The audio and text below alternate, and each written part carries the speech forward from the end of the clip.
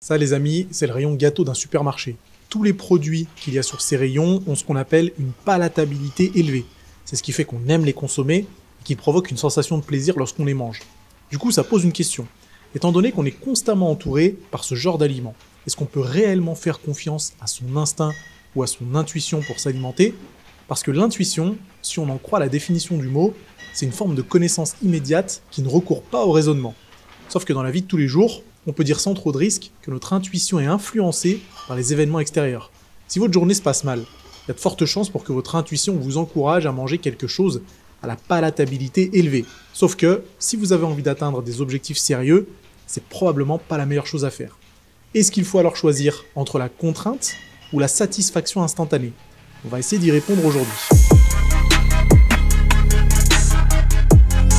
Bon, les amis, je n'ai même pas dit bonjour d'ailleurs. Bonjour à tous, j'espère que ça va, c'est Nassim, vous l'avez vu dans le titre. Aujourd'hui, on va parler de l'alimentation intuitive. Et on va la mettre en opposition avec les plans diététiques qu'on aurait l'habitude de suivre en musculation. Un plan diététique qui nous imposerait, entre guillemets, de manger telle chose le matin, de manger telle chose le midi et de manger telle chose le soir. L'alimentation intuitive, vous êtes peut-être aussi tombé sur l'expression anglaise intuitive eating, que ce soit sur Instagram, sur les réseaux sociaux, sur YouTube ou sur d'autres réseaux sociaux. Et aujourd'hui, beaucoup d'influenceurs et d'influenceuses mettent en avant l'alimentation intuitive comme solution aux frustrations et aux contraintes que pourrait provoquer un plan diététique bien établi. Et en soi, ça a du sens et c'est plutôt une bonne chose que des personnes essayent d'améliorer votre rapport à la nourriture et en plus de ça, essayent de vous faire progresser plus rapidement. Sauf que le terme alimentation intuitive et ce que ça englobe aussi me dérange un peu. Et ça me dérange pour les raisons suivantes. Je suis coach, c'est mon métier, et je suis aussi pratiquant de musculation, encore heureux. Et du coup, mon métier, c'est de vous aider à atteindre vos objectifs physiques principalement. Donc si vous avez envie de prendre du muscle et ou de perdre du gras, vous venez me voir. Et à partir de là, je vais non seulement prendre en main vos séances d'entraînement, mais aussi votre programme diététique. Sauf que, depuis que j'ai commencé ce métier en février 2011, je me suis très vite aperçu que tout le monde était différent et qu'il fallait adapter son approche à son client plutôt que de demander au client de s'adapter à mon approche. Les deux choses sont très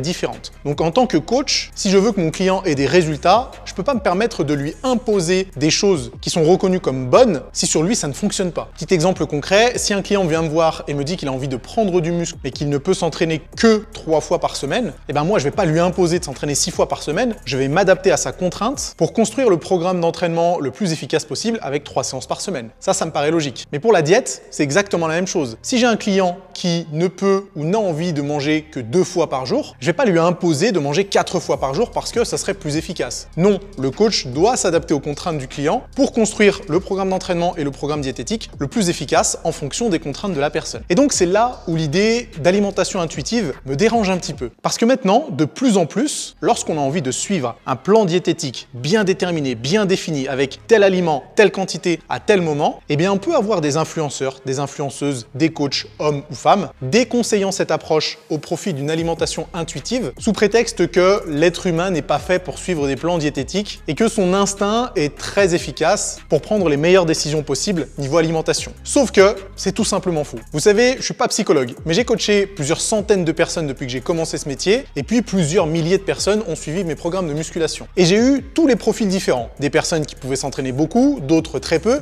des personnes qui mangeaient beaucoup, d'autres très peu, des personnes qui ne pouvaient absolument pas se passer d'aliments à la palatabilité élevée, et au contraire d'autres personnes qui arrivaient parfaitement à s'alimenter uniquement avec des produits bruts et qui n'avaient jamais envie de manger des aliments très sucrés, très gras ou les deux en même temps. Et ce qui se passe, c'est que si les personnes un peu gourmandes entre guillemets, qui en allant au supermarché n'ont qu'une seule envie, c'est de prendre un paquet de brioches ou une tablette de chocolat ou un pot de glace ou je ne sais quel autre aliment à haute palatabilité, eh bien à ce genre de personnes, jamais je ne vais leur conseiller de s'alimenter intuitivement. Parce que pour eux, leur intuition serait de consommer des choses qui les réconfortent un petit peu, et c'est le but de ces aliments, c'est de provoquer une satisfaction instantanée, et ces personnes-là ne sont pas faibles d'esprit, mais ont juste une sensibilité différente d'autres individus. Et à eux, on ne peut pas leur conseiller une alimentation intuitive. Le but de l'alimentation intuitive, c'est entre guillemets d'écouter son corps, d'écouter les besoins de son corps. Sauf que moi, des fois, mon corps il me dit n'importe quoi. Après une journée de boulot épuisante, quand j'ai pas le moral, quand la météo est mauvaise, mon intuition me dit va manger un truc sucré, ça va te réconforter et t'iras mieux après. Sauf que dans ces cas-là, je sais pas si c'est une bonne idée d'écouter son intuition. Alors les personnes qui mettent en avant l'alimentation intuitive vont vous dire que c'est pas grave de manger un petit peu de sucre si jamais t'as pas le moral. Eh bien peut-être qu'effectivement ton organisme et ton cerveau avaient besoin besoin de ce type d'aliment. Et c'est là où je suis, encore une fois, pas du tout d'accord. L'alimentation intuitive ne doit pas être une excuse pour manger tout et n'importe quoi au gré de ses humeurs. Tout comme ça ne doit pas être considéré comme un mode de fonctionnement supérieur par rapport aux plans diététiques. Des plans qui seraient effectivement plus contraignants, mais jusqu'à preuve du contraire, on n'a jamais atteint des objectifs ambitieux sans un minimum de contraintes. Et puis j'ai comme l'impression que l'alimentation intuitive, c'est devenu un espèce de prétexte pour les personnes qui font effectivement du sport, et en l'occurrence des fois même de la musculation, mais qui aimeraient se dissocier un petit peu de l'image bodybuilding et contrainte, sacrifice, souffrance. Ce que je peux comprendre, hein. Après tout, c'est un outil de marketing assez puissant de dire « je m'alimente au gré de mes émotions, je n'ai ni contrainte ni obligation vis-à-vis de mon plan diététique, et je suis très heureux ou heureuse en fonctionnant de cette façon ». Et c'est peut-être vrai. Ceci dit, c'est un peu dangereux de prétendre que tout le monde devrait fonctionner comme ça, et que c'est la seule façon de développer un rapport sain avec la nourriture. Au final, j'ai absolument rien contre l'idée d'alimentation intuitive. Je trouve même que c'est un concept très intéressant, auquel, à un moment ou un autre de notre vie, on devrait presque tous aspirer en fin de compte. Sauf qu'on a tous une expérience différente, une sensibilité différente, qui fait qu'on va être plus ou moins réceptif à telle ou telle façon de s'alimenter. Moi, personnellement, et c'est mon caractère qui veut ça, hein, j'aime les chiffres, j'aime les choses carrées, j'aime pouvoir quantifier un maximum de choses. Et je sais que beaucoup d'entre vous sont comme moi également. On aime que nos entraînements soient bien structurés, avec toutes les variables bien établies. On aime avoir un plan diététique avec tel nombre de calories, telle quantité de macronutriments. J'aime bien pouvoir traquer mes activités, traquer mon sommeil. Je sais que ça va pas me rendre forcément supérieur, et dans certains cas, ça va même pas m'aider à progresser plus rapidement, mais c'est quelque chose qui me plaît. Et à partir de là, je pense que le plus important, c'est de faire quelque chose avec lequel on est le plus à l'aise possible. Moralité, ne vous obligez pas à adhérer à une alimentation intuitive parce que c'est tendance sur Instagram. Je vous conseillerais plutôt de tester un maximum de formats différents et de voir avec lequel vous seriez le plus réceptif. Avec lequel de ces formats vous arrivez à progresser le plus rapidement possible et avec lequel de ces formats vous développez un minimum de frustration. Que vous ayez besoin de traquer la moindre calorie ou qu'au contraire vous décidiez de vous alimenter au gré de vos émotions, je pense qu'il y a clairement une solution pour tout le monde. Ok les amis, c'est la fin de cette vidéo. Dites-moi ce que vous pensez de l'alimentation intuitive. Dites-moi si vous êtes plutôt plan diététique, MyFitnessPal, traquage des calories au gramme près, ou si au contraire vous vous en foutez et